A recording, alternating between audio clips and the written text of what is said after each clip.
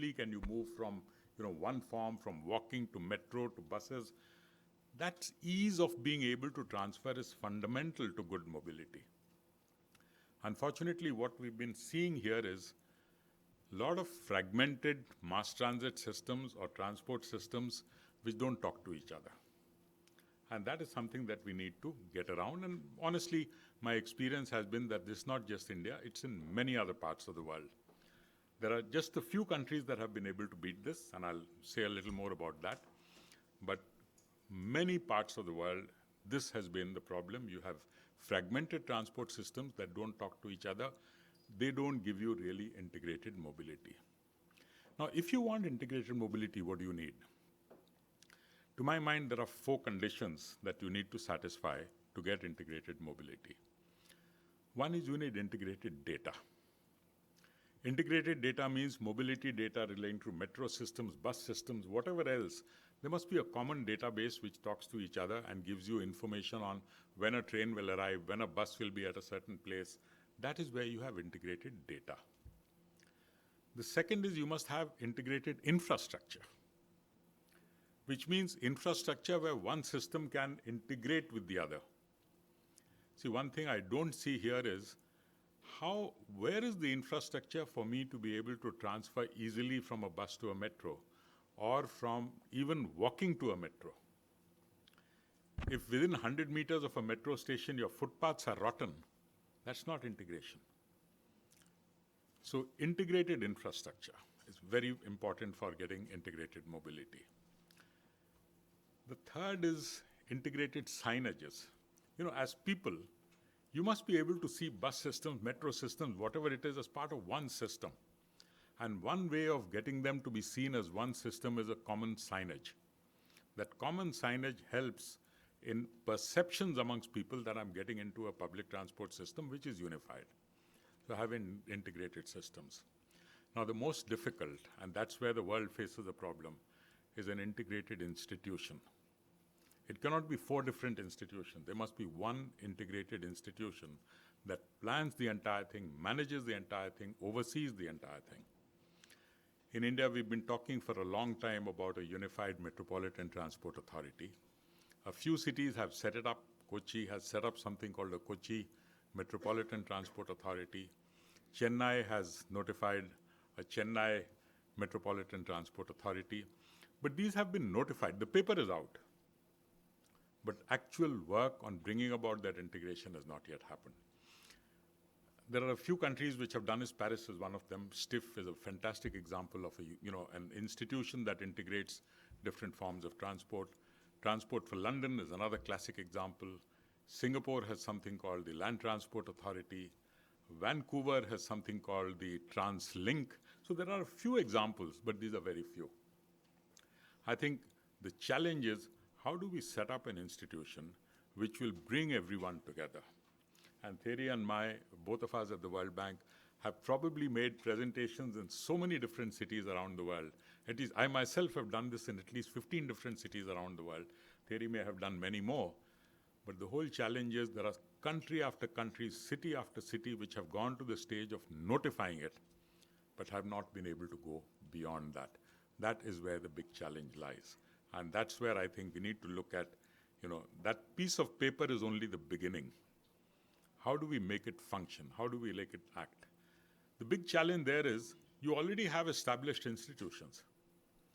You try to set up a new institution to coordinate, established institutions say, oh, you're stepping on my toes. That creates challenges. It takes time. It doesn't happen overnight. Many of us feel that once I've set it up, it'll start running right away. But frankly, Transport for London took about 80 years to evolve.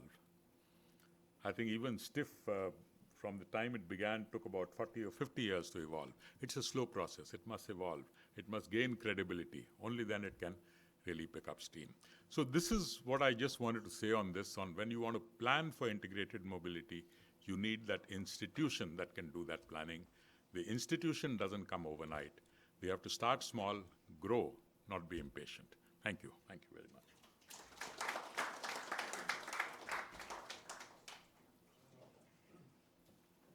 I think we now have a speaker from Burma. He was going to speak in the So I'm going to request you to please introduce yourself and let's start.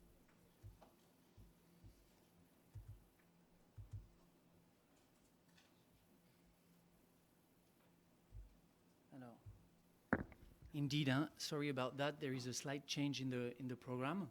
I was supposed to be a speaker on the next session. I'll be leaving with part of the French delegation to meet the transport minister.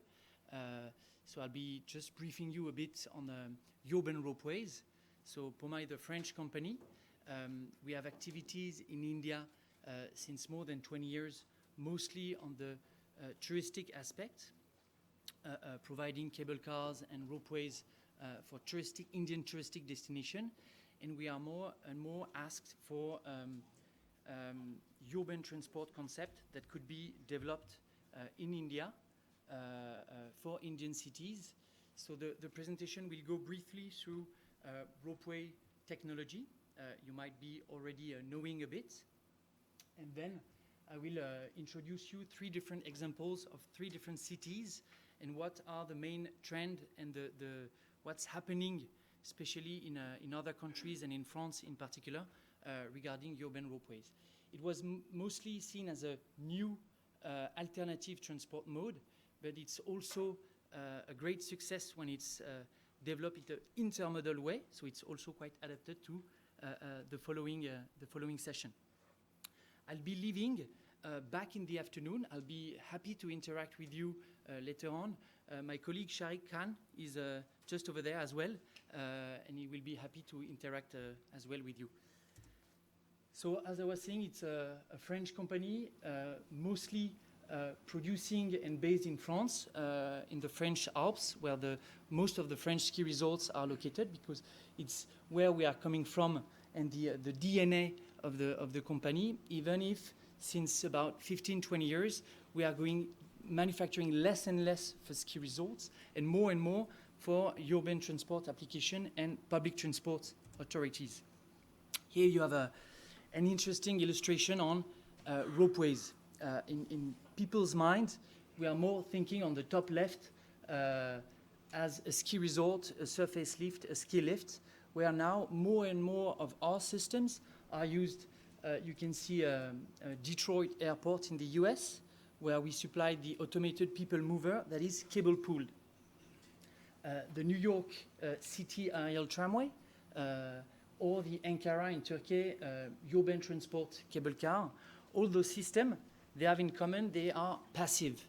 It's a passive vehicle, a passive technology, so you don't have any signaling system.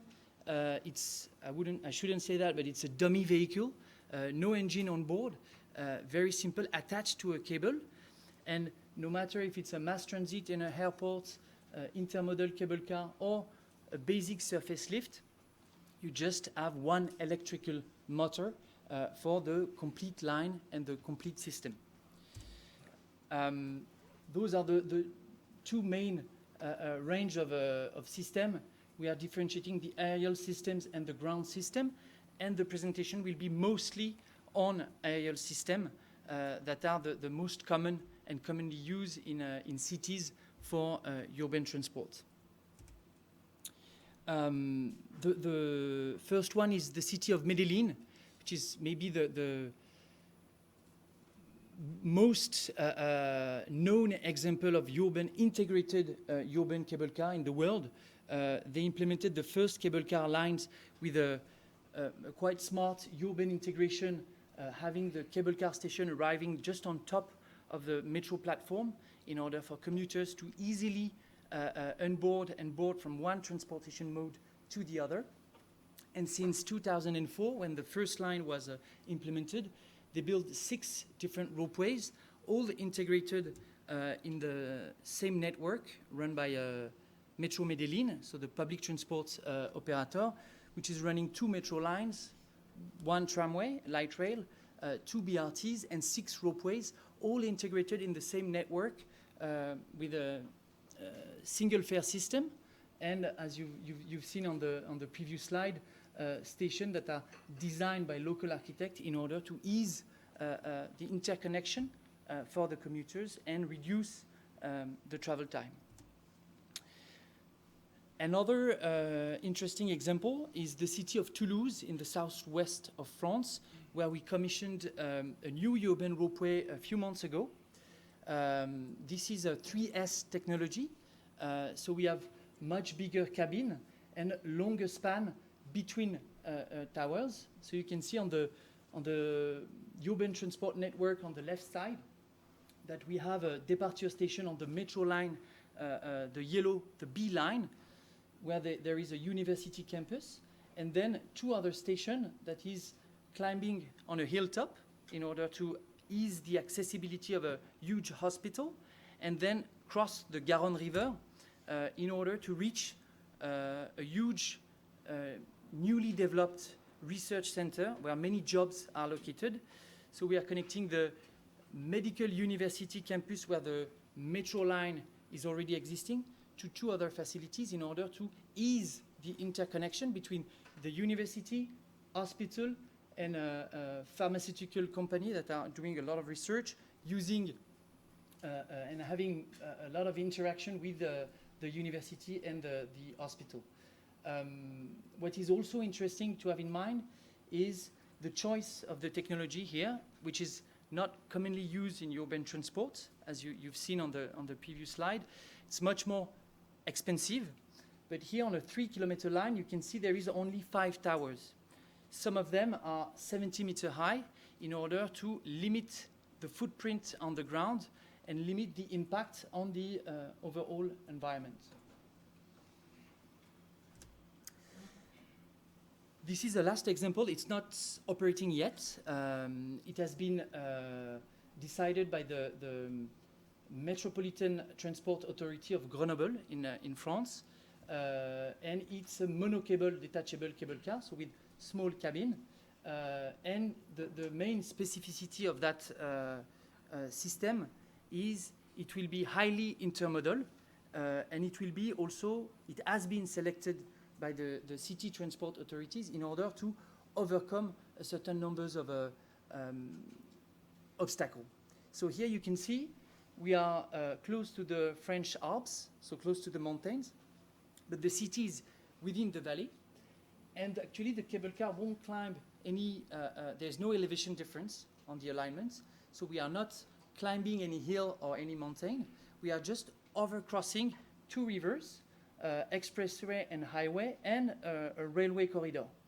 So you can see on the picture on the top right, in order to limit the civil work infrastructure, no bridges, no tunnel, will be allowing to overcome those obstacles and to have a east-west line on the city in a very cost-effective and efficient way. Another key future advantage of this line is, of course, the intermodality. On the northeast corridor, you can see on the network map, we have 3 tramway lines, light rail that have been implemented in the past few years by the city. And this cable car will be used as east-west connector from different LRT lines together. Another key aspect we've been discussing with the CEREMA and various stakeholders in France, especially NGOs working for disabled people and a better accessibility for disabled people in the urban transport network. We are reshaping a bit the interior design of our vehicles in order to shift from a 100% seating passenger configuration you are commonly seeing on a, let's say, touristic application, to a half-seating, half-standing configuration in order to facilitate the boarding and deboarding of people using a wheelchair, which is a very important matter in France. So we happen to have a working group session with the CEREMA, various ropeway manufacturers, representatives from various NGOs, and Grenoble or Ajaccio, 2 French cities, will be the first one to have this type of new vehicle configuration. Time is running. I will just conclude the presentation with few words on the financing of those projects around the world. It's quite new for many cities and many countries. AFD, the French Agency for Development, is financing and has a great experience in financing urban ropeways around the world, in Latin America especially. They have been financing part of the Medellin network, but other ropeway projects. So they have a long time and great expertise on this technology, among others. But other multilateral financing institutions, such as Asian Development Bank with CDIA, is currently launching some feasibility studies for a project in Manila, in the Philippines. Another one has a cross-border cable car between Thailand and Laos. And also the World Bank, they have never financed yet a urban cable car, but they published this report. You can see on the slide how cable car can be used as a mass transit system integrated in urban transport network. And they are also looking at some potential project to be financed in cities around the world.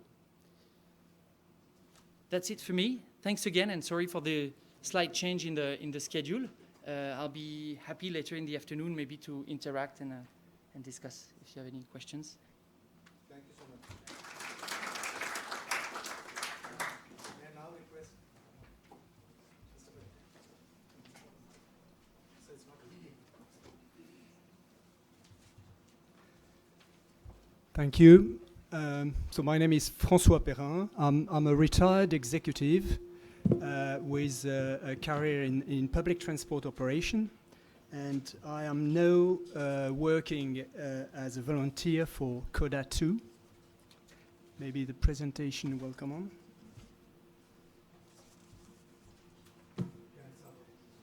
Somewhere on the laptop. This is what I want to open. This is here.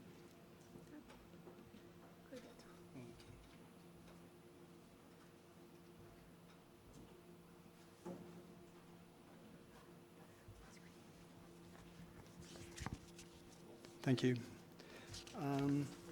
So what's CODA 2? CODA 2 is a non-for-profit organization which was founded by French people and which is all about sustainable urban mobility. We have members and partners with a long experience in developing urban mobility systems and across the world, so internationally, and you can see some of them on the screen. What CODA 2 is for is learning from the experience of these people, learning from their successes, learning from their failures also, in order to help the cities of the South to develop the best and successful integrated urban mobility system. So what we do is really about 5 main actions. The first one is to research and to promote through international conferences, through meetings, and in next week is going to be a big CODA 2 meeting in Dakar, for instance, gathering people from the world and local authorities and operators and urbanists, architects, in order to discuss about how to develop a mobility network in a country which is starting. Action 2 is about education. We do a lot because operating and developing a mobility network is all about the people, and training the people in the countries, in the places where the mobility has to be developed is very important. That's why we do master. We have a MOOC going on about transport, because transport is not always, not in every country, something which is taught by universities. We also provide a bit of tools such as guides. We recently published a guide on how to buy and operate buses in Africa, for instance. And we are also working currently on a guide on how to integrate the existing mobility systems, such as the rickshaws, the tutus, the matatus, whatever they're called, but the private local operators who are operating on a bike, on a motorbike, or on a car. We support our authorities by organizing study tours, by organizing coaching and strategic advice, which is exactly what I'm doing at the moment, for instance, in Nairobi, in Kenya, because setting up the authority is one of the main issues that they have. And finally, we do advocacy about developing mobility solutions across the world. I think you've said it all about the 4 items which are absolutely necessary to be successful in integrating mobility. But I thought I'd put together 8 lessons learned from our experience and from the experience of our members. Now, don't misunderstand me. It's not going to be easy, even with these lessons. Public transport is a tough job and takes time everywhere. I just would like to remind that in order to develop an airport link in Paris, we've been working 25 years, and it's still not coming for the Olympics. So you see everywhere, the public transport is all about taking time and empowering people. So 8 lessons. The first one is take your inspiration from your own territory and culture. Replicating is not always the best option. There is no such thing as a one-size-fits-all in public transport. You need to start from your land, you need to start from your culture, and that's absolutely key to success. Design a seamless integrated public transport. I think you've expanded on that. Whatever you build, and there is always that political urgency to build something in concrete, which is visible.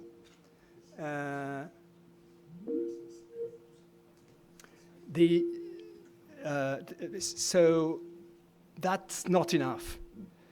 Whatever you build, success is really about connecting with what is existing and make sure that you have a complete system and you integrate local bikes, taxis, a system which will give a seamless public transport network. The third recipe for my message, third lesson, is rethink the use of public spaces. Building something new is a wonderful opportunity to rethink about how the space is given to the communities and given to the people. What we want to achieve is a happier city, is a more livable city.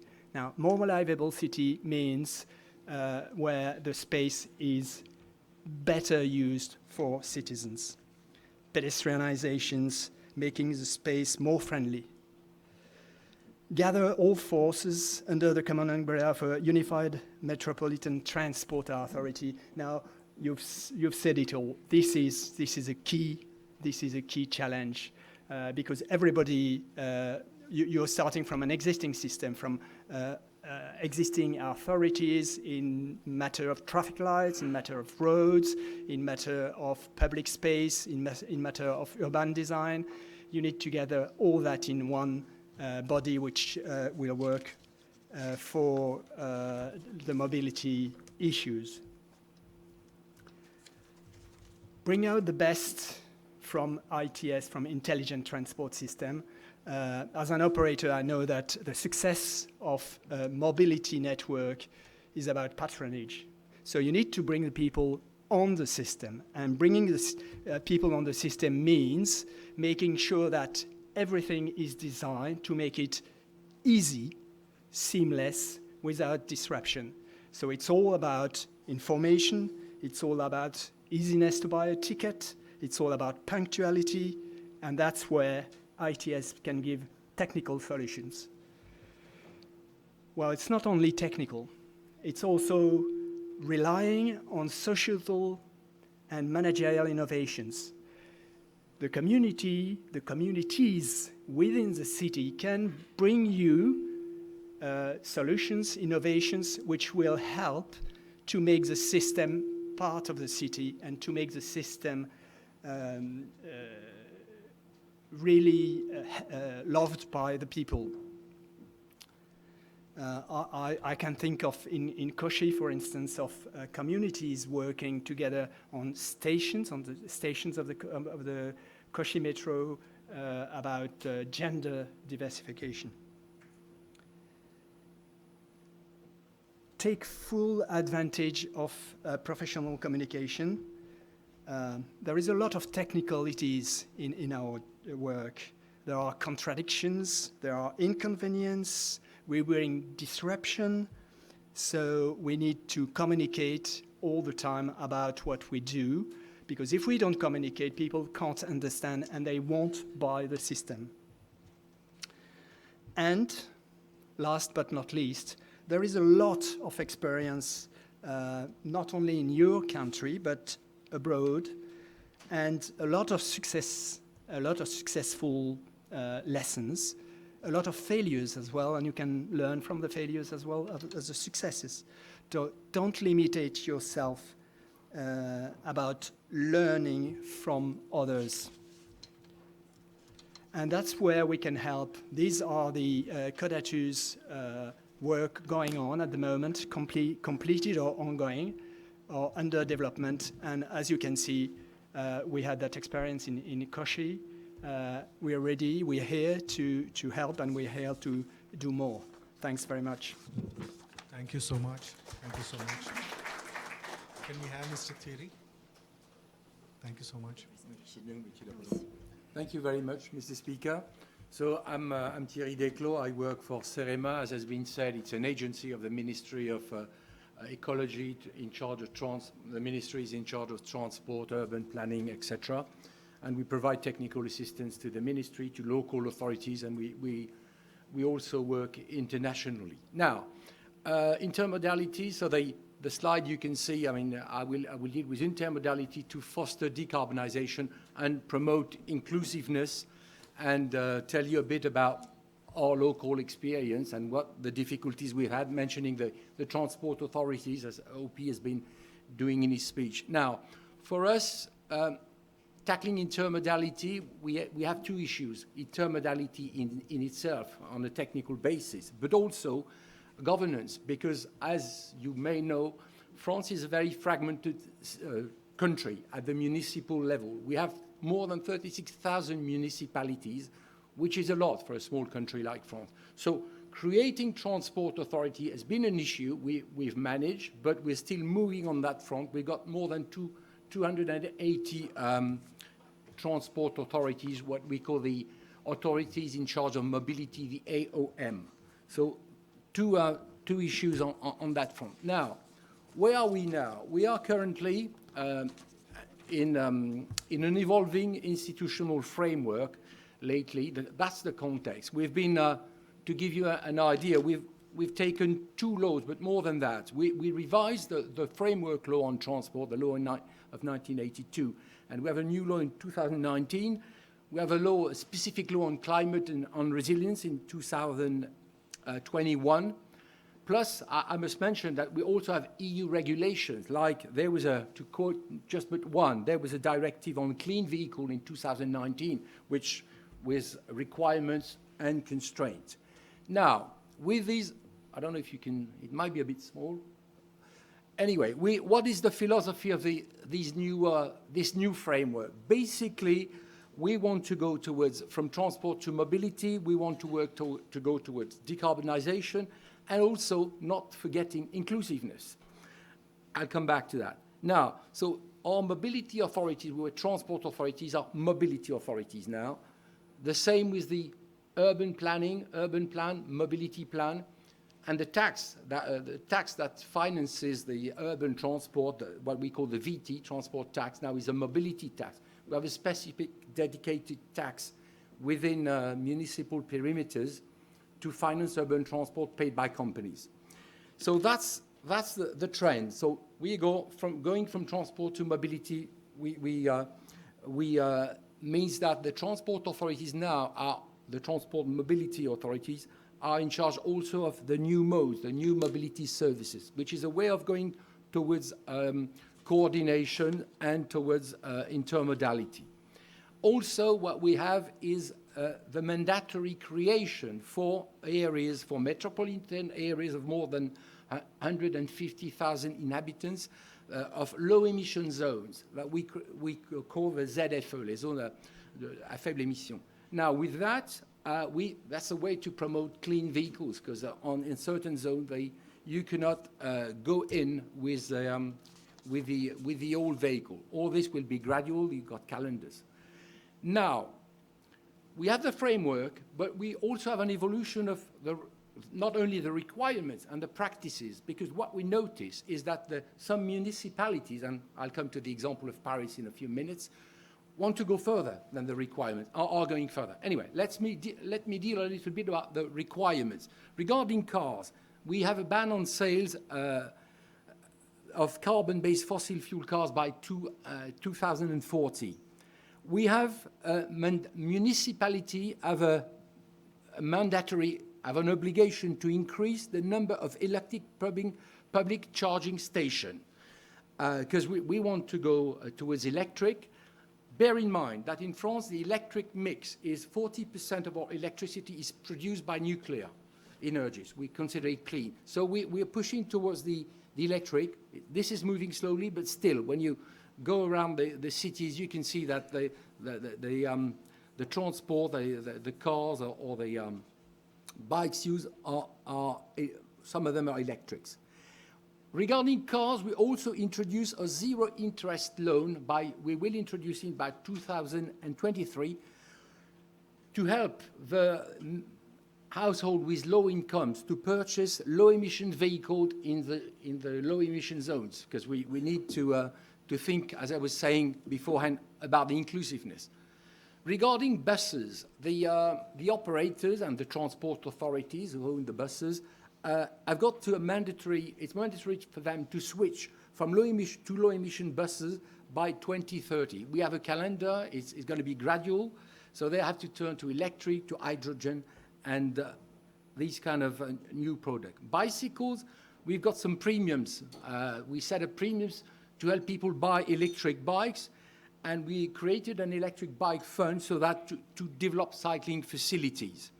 Regarding data sharing, there's an important change at the local level, and OP mentioned the fact that data sharing is key. Now, at the local, the new framework laws decided that it would be, we would have to have open data so that the transport authorities can get the data to create apps so that they have application for the travelers who can know how to switch from one mode to another. So that's a way to erase the hurdle travelers used to have. So they're in that process of creating apps to improve the smoothness of trips. With other measures, I won't deal on all of that. We're trying to create to develop carpooling with car parks at the border of a city, and then you do some carpooling or you use the public transport. Now, I will make my last slide a quick focus on Paris to tell you what's going on. Paris central area, so within the circular ring, became a low emission zone in 2020. By 2025, in that area, all buses will have to be clean. So it's got to be CNG gas, electric, hydroelectricity. And by 2029, the whole Paris region will have to be, it's going to be the case for the whole Paris region. Today, you have 10,000 buses in total in the Paris region, and about 2,000 are clean. So that you can see the effort they have to they have to make. Now, also, Paris set up its own incentive to develop bike use. I told you that some municipalities want to go further than the legal framework. This is a case of Paris, which developed the Veligo rental scheme. So you can rent a bike using the card that you see, the blue card, which is the general Navigo card for public transport in Paris. The Paris municipality also provides a subsidy of 500 euros to buy an electric bike for the citizen.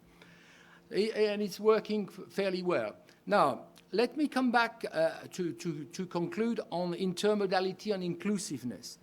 Paris revised its fare scheme in 2019. In 2019, Paris revised the whole bus network, but also they decided that the fees you pay to travel, it used to be by zone. You had zone 1 to 5, and accordingly, you would pay on the distance.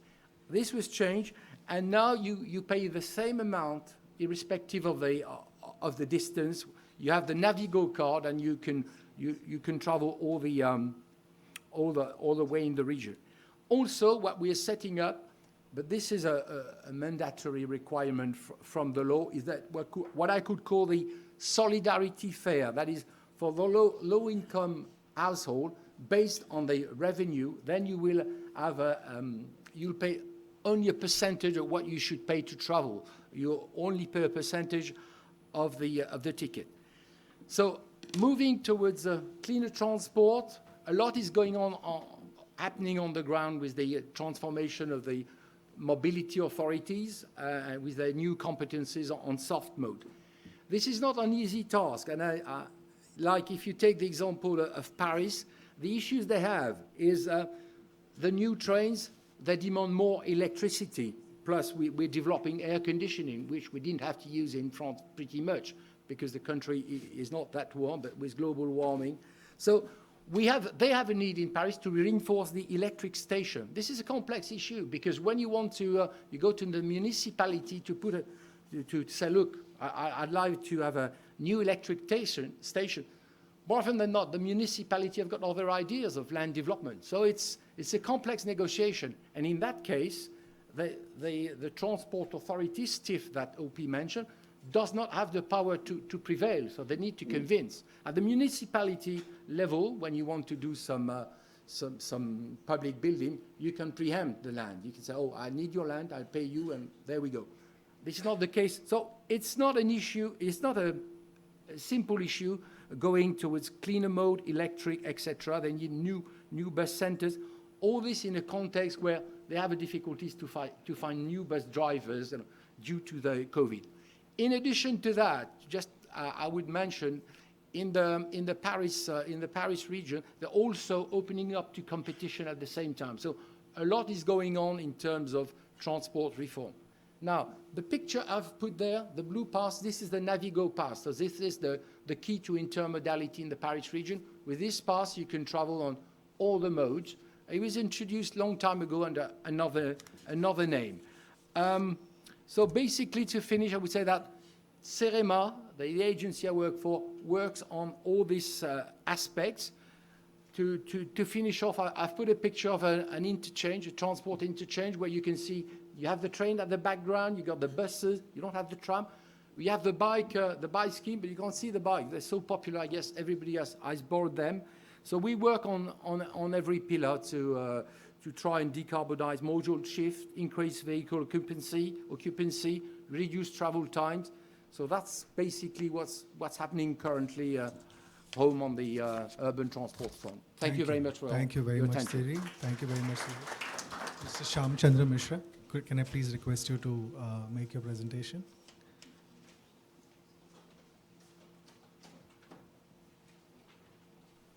Presentation is there. Organizers, it would be okay if we close by 12:10. Would that be okay? No. We'll try to do that. Where did you put it? Mishra ji, if I can request you to, HR? This one? Mr. Mishra, Yeah. if I can request you to please stick to your time of about 8 Sure, minutes. sure, sure. Yeah, thank you so much. You remember you put it with your card, with your ESB. No, I had mailed to Feli.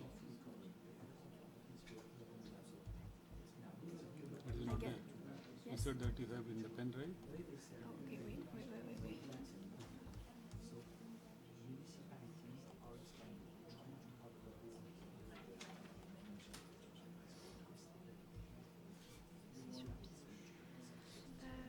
intermodality. Cinema Coda No. No, I don't have. You didn't send. See this. No, D is another session. Okay. So what to do? Can I mail? Okay. But what is your presentation? Did you send it to us? I'm sorry that my presentation is somehow missing here. So, just a minute.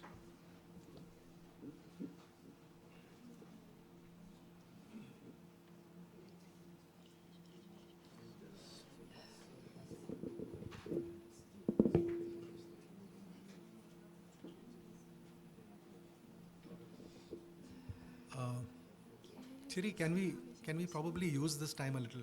Yes. You know, because we're probably going to I'll, run. Oh, it's I'll Maybe just we'll fix that.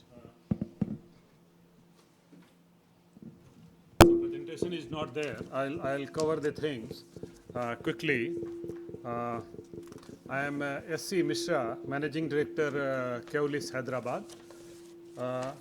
Keolis is a group based headquartered in the Paris, and we have operation in 14 countries, including lot of presence in the Europe, America, England, Middle East, and India at Hyderabad.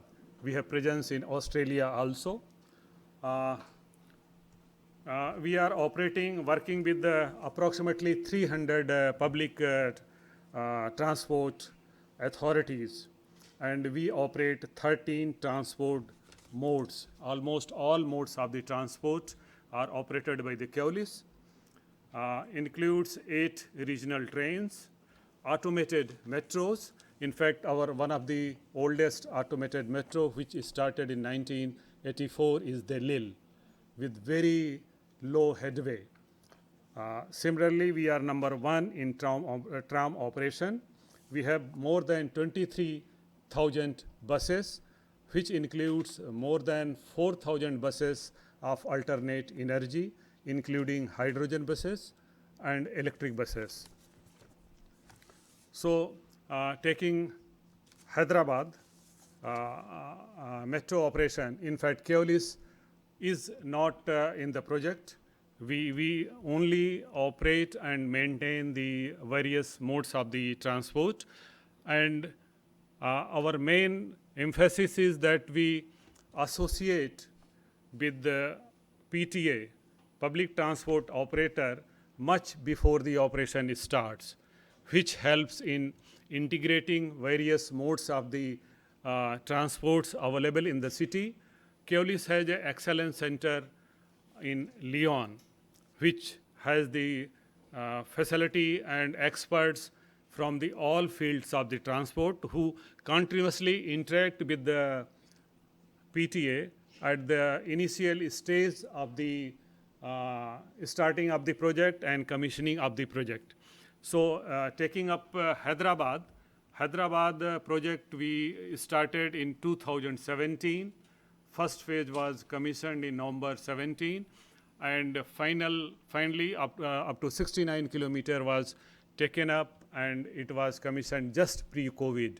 So it has 57 stations, 69 kilometers of the metro, and operated by the Keolis. And during COVID, there was a lot of disruptions in the sense a lot of providers who provide connectivity, last mile connectivity, they went away. A lot of other facilities which provide the facility to operate and to help the metro to take more people were also not available. But after COVID, a lot of things were done in association with our PTA. For example, developing the parking facility. This metro has three lines, broadly three lines, two lines. One is the blue line, which connects from Nagol to the IT city. This is approximately 28 kilometer. Similarly, red line is of the same length, 28 kilometer. And it connects one of the major residential area to the IT hub. And you see the travel from the one end of the blue line, that is Nagol area, to the IT takes hardly 44 to 45 minutes, whereas train takes more than road takes more than 1.5 hours. So at these two lines, red line and blue line, lot of free parking facilities provided. So lot of the people from those area, they take their cars and their motorcycle and bikes, they park there and take the metro and go to the IT city. In fact, at the IT city, that is Rayadurg and high-tech city, lot of connectivity has been provided by the state government. From the station itself, most of the high-rise buildings where IT companies are situated, they are connected with the skyway, you can say skyway, and they can start after getting down at this station, they straightway through skyway, they can go to their offices. So there is a very good connectivity provided. Similarly, recently, Suvidha, a company, has signed the agreement for providing last mile connectivity from different places in the city, taking to the nearby the metro station.